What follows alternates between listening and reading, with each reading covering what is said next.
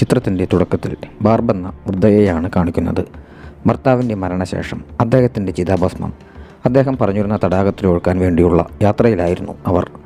യാത്രാമധ്യേ ബാർബ് കൊടുമഞ്ഞുവീഴ്ചയിലും കൊടുങ്കാറ്റിലും അകപ്പെട്ടു. വഴിതെറ്റിപ്പോയ ബാർബ് വഴി പരിശോധിക്കാൻ വണ്ടിയിൽ നിന്ന് പുറത്തേക്കിറങ്ങിയപ്പോൾ ഒരു ശബ്ദം കേൾക്കാനിടയായി. ശബ്ദം തേടിപ്പോയി അവൾ ഒരു വീടിൻ്റെ മുൻപിലേക്കെത്തി. അവിടെ ഒരു കാർ നിർത്തിയിട്ടിരുന്നു. അതിനുള്ളിൽ ഒരു തോക്കുണ്ടായിരുന്നു. കാറിന് ചുറ്റും രക്തക്കറയും ഉണ്ടായിരുന്നു. അവിടെ എന്തോ വലിയ ദുരന്തം സംഭവിച്ചിട്ടുണ്ടെന്ന് ബാർബ് സംശയിച്ചു. വീട്ടുടമസ്ഥൻ ബാർബിനോട് എന്താണ് വേണ്ടത്, എന്തിനാണ് ഇവിടെ വന്നത് എന്ന് ചോദിച്ചു. ബാർബ് നിഷ്കളങ്കമായി, ഞാൻ ഭർത്താവിനൊപ്പം ഇവിടെ വരാറുണ്ടായിരുന്നു. എനിക്ക് തടാകത്തിലേക്കുള്ള വഴി തെറ്റിപ്പോയി. വഴി ചോദിക്കാൻ വന്നതാണെന്ന് മറുപടി പറഞ്ഞു. അയാൾ ബാർബിനെ വഴി പറഞ്ഞു കൊടുത്തു. ചുറ്റുമുള്ള രക്തക്കറയെക്കുറിച്ച് ചോദിച്ചപ്പോൾ അയാളത് ഭക്ഷണത്തിനായി വേട്ടയാടിയ മൃഗത്തിൻ്റേതാണെന്ന് മറുപടി നൽകി. ബാർബ് ആ കാര്യങ്ങൾ തൽക്കാലം അവഗണിച്ചുകൊണ്ട് യാത്ര തുടർന്നു. ഒടുവിൽ അവരും ഭർത്താവും സ്ഥിരമായി വരാറുള്ള ഹിൽഡ തടാകത്തിലേക്ക് എത്തിച്ചേർന്നു. തടാകക്കരയിൽ നിന്നപ്പോൾ ഭർത്താവുമൊത്ത് ചെലവഴിച്ചിരുന്ന നിമിഷങ്ങളെല്ലാം അവർ ഓർത്തു. കുറച്ചു നേരം അവിടെ ഇരുന്ന ശേഷം ഭർത്താവിൻ്റെ ചിതാഭസ്മം പുറത്തെടുത്തു. അത് ഒരു കുഴിയെടുത്ത് തണുത്തുറഞ്ഞ തടാകത്തിൽ ഒഴുക്കാനായി അവൾ തയ്യാറെടുക്കുകയാണ്. എന്നാൽ അതിനു മുൻപ് ഒരു വെടിശബ്ദം അവൾ കേൾക്കാനിടയായി. ഓടിച്ചെന്ന് നോക്കിയപ്പോൾ അവിടെ നിന്ന് ഓടിപ്പോകാൻ ശ്രമിച്ച ഒരു പെൺകുട്ടിയെ ഒരാൾ വെടിവെക്കുന്നതാണ് അവൾ കണ്ടത്. ബാർബ് ഭയന്നുപോയി. ഉടൻ തന്നെ തൻ്റെ വാഹനത്തിലേക്ക് കയറി. ആ സമയത്ത് അവരുടെ ഫോണിൽ സിഗ്നൽ ഉണ്ടായിരുന്നില്ല. ആരുടെയെങ്കിലും സഹായം ചോദിക്കാനായി അവൾ വാഹനമെടുത്ത് പാഞ്ഞെങ്കിലും നിർഭാഗ്യവശാൽ വാഹനം മഞ്ഞിൽ പൂഴ്ന്നുപോയി. ഈ പ്രദേശത്ത് ആകെ ഒരു വീടേ ഉള്ളുവെന്നും ആ കുട്ടിയെ അയാൾ ആ വീട്ടിലേക്കായിരിക്കും തട്ടിക്കൊണ്ടു പോയതെന്നും ബാർബിന് ഉറപ്പായിരുന്നു. അവൾ വേഗത്തിൽ ആ ക്യാബിൻ്റെ അടുത്തേക്ക് ചെന്ന് കുട്ടിയെ പരിശോധിക്കാൻ തുടങ്ങി. എല്ലാ വാതിലുകളും അടച്ചിട്ടിരുന്നു. പക്ഷേ ബേസ്മെൻറ്റിൻ്റെ ജനാലയിലൂടെ ആ കുട്ടിയെ അവൾ കണ്ടു. കുട്ടിയോട് എന്തെങ്കിലും ചോദിക്കുന്നതിന് മുൻപ് അവിടെ 2 കാറുകൾ വന്നു. അതിലുണ്ടായിരുന്ന ദമ്പതികൾ വീടിനുള്ളിലേക്ക് കയറിപ്പോയി. അവരുടെ സംസാരം കേട്ട ബാർബിന് ഒരു കാര്യം മനസ്സിലായി. ഭർത്താവിനെ കൊണ്ട് കുട്ടിയെ തട്ടിക്കൊണ്ടുവരാൻ ആവശ്യപ്പെട്ടിരുന്നത് ഭാര്യയാണെന്നും. ബാർബിൻ്റെ സംശയം ശരിയായിരുന്നു. ആ കുട്ടിയെ തട്ടിക്കൊണ്ടുവന്നതാണ്. അതിനാൽ ബാർബ് ഞാൻ നിന്നെ ഉപേക്ഷിച്ചു പോകില്ല എന്ന് ജനലിൽ കുട്ടിക്ക് വേണ്ടി ഒരു സന്ദേശം എഴുതി. അതിനുശേഷം ബാർബ് അവിടെ നിന്നും പോയി. ഈ സമയം കുട്ടിയെ തട്ടിക്കൊണ്ടുവരാൻ നിർദ്ദേശിച്ചിരുന്ന ക്ലാര എന്ന ആ സ്ത്രീ കുട്ടിയെ കാണാൻ പുറത്തേക്ക് വന്നു. ബേസ്മെൻറ്റിൻ്റെ അടുത്ത് വെച്ച് ബാർബിൻ്റെ കയ്യുറകളും ജനലിൽ എഴുതിയെന്ന സന്ദേശം ക്ലാര കണ്ടു. ഇത് കണ്ടവൾ ഭർത്താവിനോട് ദേഷ്യപ്പെട്ടു. ഇതെന്താ തമാശയാണോ? ഈ കയ്യുറ ആരുടേതാണെന്ന് അവൾ ഭർത്താവിനോട് ചോദിച്ചു. ഭർത്താവായ ഡേവിഡ് വഴി ചോദിച്ചു വന്നിരുന്ന വൃദ്ധയുടേതാണ് അതെന്നും മറ്റൊന്നുമില്ലെന്നും പറഞ്ഞു. ഇത് കേട്ട് ആ വൃദ്ധ ഇനി തങ്ങൾക്കൊരു ഭീഷണിയായി മാറിയിരിക്കുന്നുവെന്ന് ക്ലാര മനസ്സിലാക്കി. അവൾ തോക്കെടുത്തുകൊണ്ട് ഭർത്താവിനോട് വരൂ, ആ ഭീഷണിയെ നമുക്ക് അവസാനിപ്പിക്കാം എന്ന് പറഞ്ഞു. ബാർബ് ഫിഷിംഗ് ഡെക്കിൻ്റെ അടുത്താണ് ഒളിച്ചിരിക്കുന്നതെന്ന് അവർക്കറിയാമായിരുന്നു. ക്ലാര ഫിഷിംഗ് ഡെക്കിൻ്റെ നേർക്ക് തോക്ക് ചൂണ്ടി നിന്നു. ഡേവിഡ് വാതിൽ പരിശോധിക്കാനായി മുന്നോട്ട് പോയപ്പോൾ പെട്ടെന്ന് മഞ്ഞിനുള്ളിലേക്ക് വീണുപോയി. ഈ മഞ്ഞ് പൊള്ളയാക്കിയിരുന്നത് ബാർബയായിരുന്നു. അവർ ദൂരെ നിന്ന് ഇതെല്ലാം വീക്ഷിച്ചു കൊണ്ടിരിക്കുകയായിരുന്നു. തണുത്തുറഞ്ഞ വെള്ളത്തിൽ ഡേവിഡ് മുങ്ങിത്താഴുകയായിരുന്നു. അയാൾ മരണപ്പെടുമെന്ന് മനസ്സിലായതോടെ ക്ലാര ഡേവിഡിനെ രക്ഷിക്കാനുള്ള ശ്രമത്തിലായി.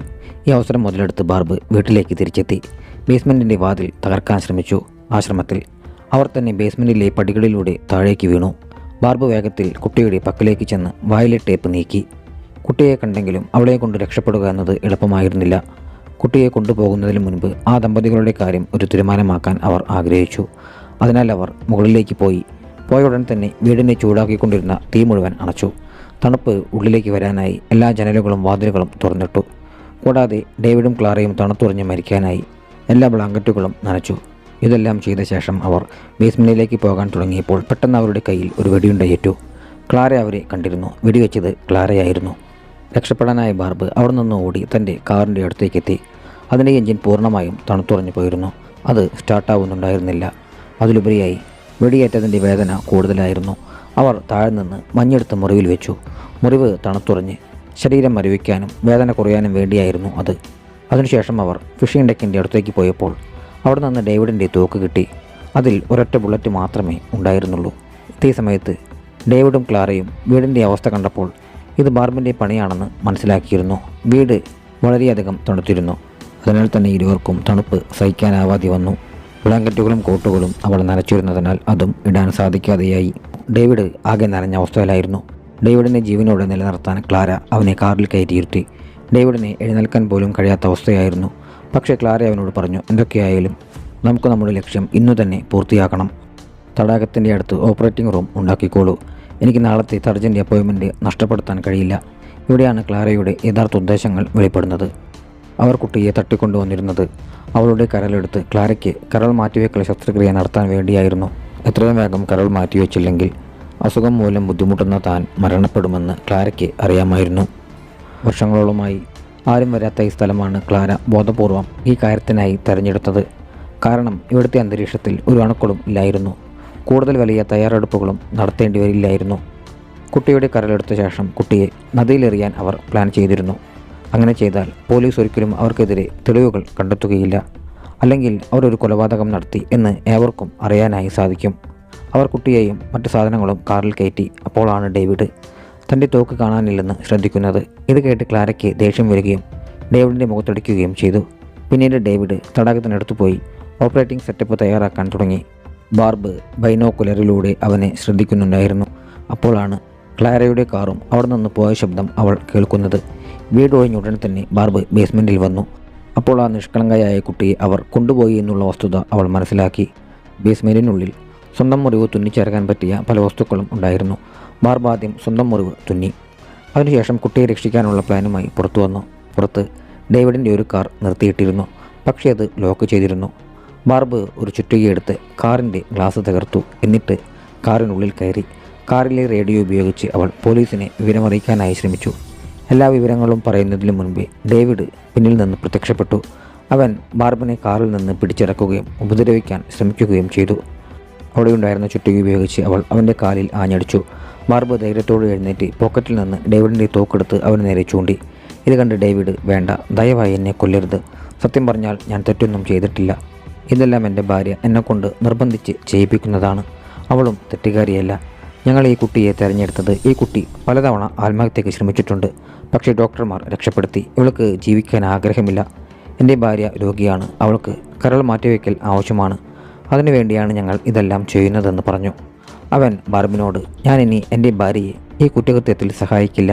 ഇപ്പോൾ എൻ്റെ ആരോഗ്യനിലയും വളരെ മോശമാണ്. ഞാൻ എൻ്റെ ജീവൻ രക്ഷിക്കാൻ ആശുപത്രിയിലേക്ക് പോവുകയാണ് എന്ന് പറഞ്ഞു. ബാർബ് അവനെ നോക്കിക്കൊണ്ട്, നിങ്ങൾ ശരിക്കും ഒരു നല്ല മനുഷ്യനാണെങ്കിൽ ആശുപത്രിയിൽ പോകുന്നതിന് മുൻപ് പോലീസിൻ്റെ അടുത്ത് പോയി ഭാര്യയ്ക്കെതിരെ പരാതി നൽകണം എന്ന് പറഞ്ഞു. ഡേവിഡ് സമ്മതിക്കുകയും തടാകത്തിൻ്റെ അടുത്ത് വെച്ച് ബാർബിൻ്റെ പക്കൽ നിന്നും കളഞ്ഞു പോയിരുന്ന റിങ് അവൾക്ക് തിരികെ നൽകുകയും ചെയ്തു. അതിനുശേഷം അവൻ കാറിൽ കയറി അവിടെ നിന്നും പോകാനൊരുങ്ങുകയാണ്. പോകുന്നതിന് മുൻപ് ഭാര്യയോട് പോരാടാനായി തോക്കിൽ ഉപയോഗിക്കാനുള്ള കുറച്ച് ബുള്ളറ്റുകൾ കൂടി അവൻ ബാർബിന് നൽകിയിരുന്നു.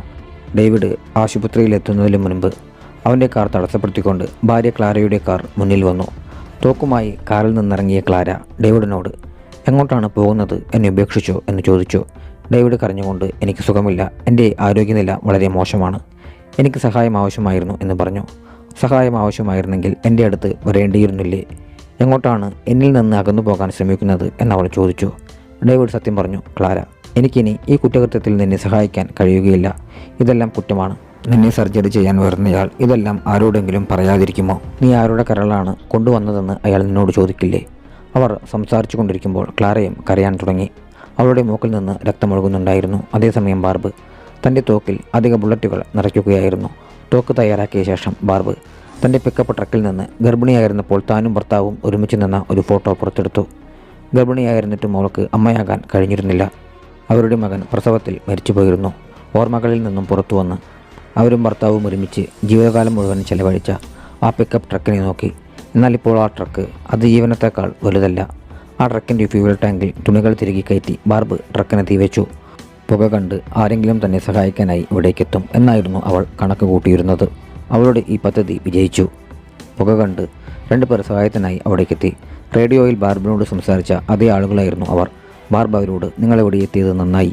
ഇവിടെ ഒരു ദമ്പതികൾ ഒരു ചെറിയ കുട്ടിയെ തട്ടിക്കൊണ്ടു പോയിട്ടുണ്ട്. ഭർത്താവിനെ പരിക്കേറ്റിരുന്നു. അതിനാൽ ഞാൻ അവനെ ആശുപത്രിയിലേക്ക് അയച്ചു. പക്ഷേ യഥാർത്ഥ ഭീഷണി അവനല്ല, അവൻ്റെ ഭാര്യയാണ്. അവൾ ആ കുട്ടിയെ കൊല്ലാൻ ശ്രമിക്കുകയാണ് എന്ന് പറഞ്ഞു. ഈ 2 പേർക്ക് ബാർബിൻ്റെ കഥ അസ്വാഭാവികമായി തോന്നി.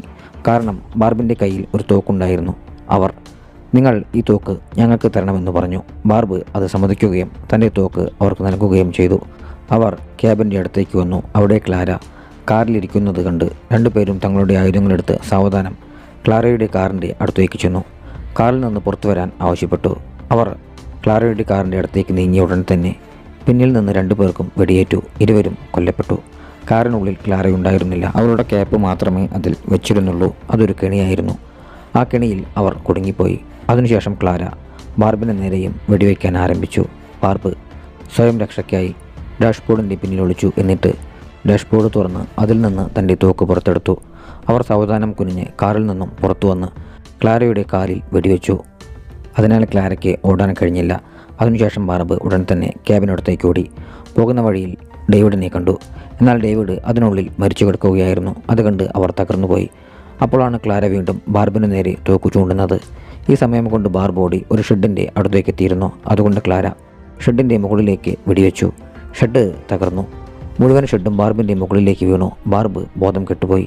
ഈ ഒരു സമയത്ത് അവൾ വാർദ്ധക്യ സഹജമായ അസുഖത്തെ തുടർന്ന് തൻ്റെ ഭർത്താവ് അന്തരിച്ച ആ ഒരു ദുഃഖകരമായ നിമിഷത്തെപ്പറ്റി ഓർത്തിരുന്നു.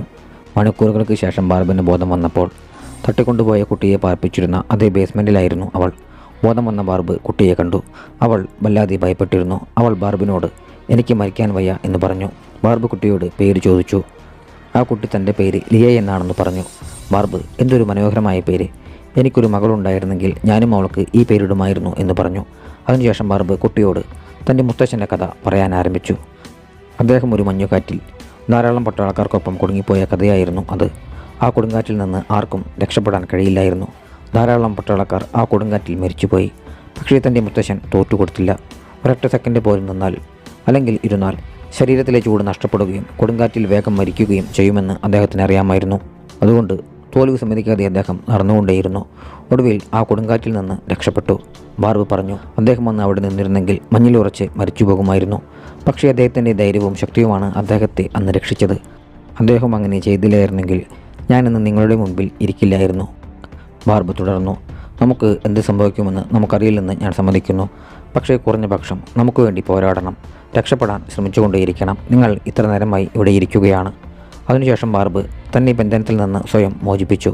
എന്നിട്ട് അവിടെ ഉണ്ടായിരുന്ന വലിയ ബോട്ടുകളെടുത്ത് കുട്ടിക്കും നൽകി. അവളും ധരിച്ചു. അതിനുശേഷം ബേസ്മെൻറ്റിൽ നിന്ന് രക്ഷപ്പെടാൻ വേണ്ടി വാതിൽ തുറക്കാൻ ശ്രമിച്ചു. പക്ഷേ ബേസ്മെൻറ്റിൻ്റെ വാതിൽ പുറത്തുനിന്ന് പൂട്ടിയിരിക്കുകയായിരുന്നു. മണിക്കൂറുകളുടെ പരിശ്രമത്തിനൊടുവിൽ പ്രയാസപ്പെട്ടാണെങ്കിലും ബാർബ് ആ വാതിൽ തുറന്നു. അവർ പുറത്തു വന്ന ഉടൻ തന്നെ ക്ലാര മുന്നിലേക്ക് വന്നു. അവൾ അവരെ വീണ്ടും ബേസ്മെൻറ്റിനുള്ളിൽ പൂട്ടി. കുറച്ചു നേരം കഴിഞ്ഞ് ക്ലാര തന്നെ വന്ന് രണ്ടുപേരെയും ബേസ്മെൻറ്റിൽ നിന്ന് പുറത്തിറക്കി കെട്ടിയിട്ട് തടാകത്തിലേക്ക് കൊണ്ടുപോവുകയാണെന്ന് പറഞ്ഞു. ബാർബിനോട് കുറച്ച് സാധനങ്ങൾ വഹിക്കാൻ ആവശ്യപ്പെട്ടു. അവിടെ എത്തിയ ശേഷം അവൾ ഒരു ഓപ്പറേറ്റിംഗ് സെറ്റപ്പ് ഉണ്ടാക്കി കുട്ടിയെ മേശയിൽ കെട്ടിയിടാൻ ബാർബിനെയും ഭീഷണിപ്പെടുത്തി. അതിനുശേഷം ഈ കാര്യങ്ങളിൽ തന്നെ സഹായിക്കലാണ് ബാർബിൻ്റെ ജോലിയെന്നും അവൾ പറഞ്ഞു. ഈ സമയം ക്ലാരയുടെ കാലിൽ നിന്ന് ധാരാളം രക്തം പോകുന്നുണ്ടായിരുന്നുവെന്ന് ബാർബ് ശ്രദ്ധിച്ചു. കാരണം ക്ലാരയുടെ കാലിൽ ബാർബ് വെടിവെച്ചിരുന്നു. അവൾ ക്ലാരയോട് നിങ്ങൾ ആദ്യം കാലിൽ ഡ്രസ്സ് ചെയ്യൂ, ഇല്ലെങ്കിൽ ഒരുപാട് രക്തം പോകുമെന്ന് പറഞ്ഞു. ക്ലാര എനിക്കതിനെക്കുറിച്ച് ആശങ്കയില്ല, ഞാൻ പറയുന്നതനുസരിച്ച് നിങ്ങൾ ചെയ്യുക. ആ ബോക്സിൽ നിന്ന് കിറ്റെടുത്ത് തരൂ എന്ന് പറഞ്ഞു. ബാർബ് ബോക്സ് തുറന്ന് കിറ്റെടുക്കാൻ തുടങ്ങിയപ്പോൾ അത് അവയവം മാറ്റിവെക്കാനുള്ള കിറ്റായിരുന്നുവെന്ന് മനസ്സിലായി. ക്ലാര ആ നിഷ്കളങ്കയായ കുട്ടിയുടെ കരളെടുക്കാൻ പോവുകയായിരുന്നു. ബാർബ് ക്ലാരയോട് ഈ ക്രൂരത ചെയ്യരുതെന്ന് പറഞ്ഞു. പക്ഷേ ക്ലാര അതൊന്നും കേട്ടില്ല. കുട്ടിയുടെ വായും കാലും കൈകളും ടേപ്പ് ഉപയോഗിച്ച് കെട്ടിയിടാൻ ക്ലാര ബാർബിനോട് ആവശ്യപ്പെട്ടു. ബാർബ് അത് ചെയ്യുകയും ചെയ്തു. എന്നാൽ ക്ലാര കാണാതെ അടിഭാഗത്ത് അവൾ വളരെ ലൂസായാണ് ടേപ്പ് ഒട്ടിച്ചിരുന്നത്. എന്തെങ്കിലും ചാൻസ് കിട്ടിയാൽ ലിയയ്ക്ക് രക്ഷപ്പെടാൻ വേണ്ടിയായിരുന്നു അങ്ങനെ ചെയ്തിരുന്നത്. അങ്ങനെ ചെയ്ത ശേഷം ക്ലാര പെട്ടെന്ന് ബാർബിനെ വെടിവെച്ചു. എന്നിട്ട് ലിയയുടെ ശരീരത്തിൽ കരൾ എവിടെയാണെന്നറിയാൻ അടയാളപ്പെടുത്താൻ തുടങ്ങി. അവൾ ഒരു മുറിവുണ്ടാക്കുന്നതിന് മുൻപ് പിന്നിൽ വീണ് കിടന്നിരുന്ന ബാർബ് വീണ്ടും എഴുന്നേറ്റു. അവൾ എഴുന്നേറ്റ് ക്ലാരയെ ആക്രമിച്ചു. അവളെ ലിയയിൽ നിന്ന് അകറ്റി. പോരാട്ടത്തിനിടയിൽ പ്രായം കുറവായതിനാൽ ക്ലാരയ്ക്ക് ബാർബിനെ കീഴ്പ്പെടുത്താനായി സാധിച്ചു. ഈ പോരാട്ടത്തിനിടയിൽ ക്ലാരയുടെ തോക്ക് ഒരു വിളക്കിൽ തട്ടിയിരുന്നു. തൽഫലമായി മുഴുവൻ ടെൻറ്റിലും തീപിടിച്ചു. അവർ രണ്ടുപേരും പോരാടി ടെൻറ്റിന് പുറത്തേക്ക് വന്നു. ക്ലാരയുടെ കയ്യിൽ നിന്ന് തോക്ക് തെറിച്ച് ദൂരെ വീണു. അതെടുക്കാൻ വേണ്ടി ക്ലാരയും ബാർബും ഓടാൻ ശ്രമിച്ചു.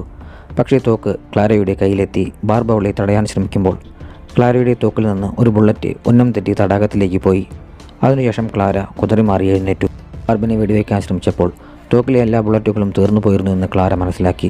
ക്ലാര ദേഷ്യത്തിൽ തോക്കിൻ്റെ പിന്നിലെ ഭാഗം കൊണ്ട് ബാർബിൻ്റെ തലക്കടിച്ചു. അങ്ങനെ ബാർബിനെ മുറിവ് പറ്റി രക്തം ഒഴുകാൻ തുടങ്ങി. ഈ സമയത്ത് ബാർബ് വെടിയേറ്റിട്ട് മഞ്ഞുകൊണ്ട് മരണപ്പെട്ടില്ല എന്ന് ക്ലാര പരിശോധിച്ചു. അപ്പോഴാണ് വെടിയേറ്റിരുന്നത് ബാർബ് നെഞ്ചോട് ചേർത്ത് വെച്ചിരുന്ന ഭർത്താവിൻ്റെ ചിതാഭസ്മത്തിൻ്റെ ബോക്സിലാണ് എന്നുള്ള വസ്തുത അവൾ മനസ്സിലാക്കുന്നത്. ദേഷ്യത്തോടെ ക്ലാര ബാർബിനെ അവിടെയുണ്ടായിരുന്ന കുഴിയിലേക്ക് എറിഞ്ഞ് കൊലപ്പെടുത്താനായി ശ്രമിക്കുകയാണ്. അതേസമയം ലിയയുടെ കരളെടുക്കാനായി ഓപ്പറേഷൻ നടക്കേണ്ടിയിരുന്ന ആ ടെൻറ്റ് പൂർണ്ണമായും കത്തിപ്പോയിരുന്നു. ലിയയും അതിൽ കത്തിപ്പോകുമായിരുന്നു. എന്നാൽ ബാർബ് ടേപ്പ് ലൂസാക്കി ചുറ്റിയിരുന്നതിനാൽ അവൾക്ക് സ്വയം രക്ഷപ്പെടാനായി സാധിച്ചു. അവൾ ടെന്നിൽ നിന്ന് പുറത്തു വന്ന് മഞ്ഞിൽ വീണ് തൻ്റെ ദേഹത്തിലെ തീയണച്ചു. അതേസമയം ക്ലാര ബാർബിനെ ആക്രമിച്ച് അവളെ വെള്ളത്തിലേക്ക് തള്ളിയിടാനായി ശ്രമിച്ചുകൊണ്ടിരിക്കുകയായിരുന്നു. അതോടെ ബാർബ് തൻ്റെ കയ്യിൽ മുൻപ് ക്ലാര ബന്ധിച്ചിരുന്ന ലോക്കിൻ്റെ മറ്റേ അറ്റം ക്ലാരയുടെ കാലിൽ ലോക്ക് ചെയ്തു. ലിയ നോക്കി നിൽക്കെ ബാർബിനൊപ്പം ക്ലാരയും വെള്ളത്തിലേക്ക് വീണു. മരണസമയത്ത് ബാർബ് തടാകത്തിനുള്ളിൽ വെച്ച് തൻ്റെ കയ്യിൽ പിടിച്ചിരുന്ന ഭർത്താവിൻ്റെ ചിതാഭസ്മത്തിൻ്റെ പെട്ടി തുറന്നു. അങ്ങനെ ഭർത്താവിൻ്റെ അവസാനത്തെ ആഗ്രഹം നിറവേറ്റുന്നതിനോടൊപ്പം അവളും മരിച്ചു. അതോടൊപ്പം ആ ദുഷ്ടയായ ക്ലാരയും മരിച്ചിരുന്നു. അവിടെ ബാക്കിയുണ്ടായിരുന്നത് ലിയ മാത്രമായിരുന്നു. അവളുടെ ജീവൻ രക്ഷപ്പെട്ടു.